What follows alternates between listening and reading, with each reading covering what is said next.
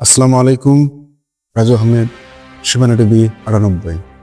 দর্শক, আর কোনো ছাড় দেয়া হবে না, এমনটাই কিন্তু বলছেন বাংলাদেশ বর্ডার গার্ড বিজিবি।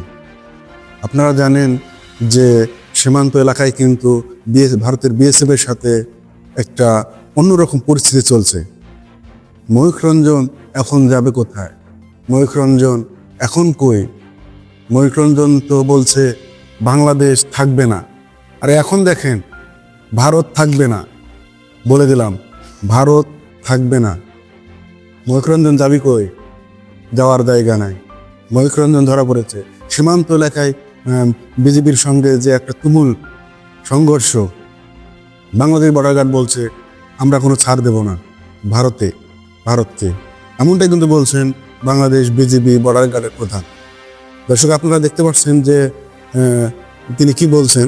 দুই দিন ধরে বিএসএফ এখানে কাঁটাতারে বেড়া দেওয়ার জন্য মাটির খনন কাজ করছিল, যে তাদেরকে আর কোনো ছাড় দেওয়া যাবে না। দেশবাসীকে প্রস্তুত থাকতে হবে। ভারতে অবশ্যই মোদিও থাকবে না। ময়ূখ রঞ্জন যাবি কই? পালাবার জায়গা নাই। কই যাবি? পালাবার জায়গা নাই ময়ূখ রঞ্জন। দর্শক, আপনারা দেখতে পাচ্ছেন। দর্শক, নতুন দর্শক হলে অবশ্যই আমাদের চ্যানেলটি সাবস্ক্রাইব করে পাশে থাকবেন।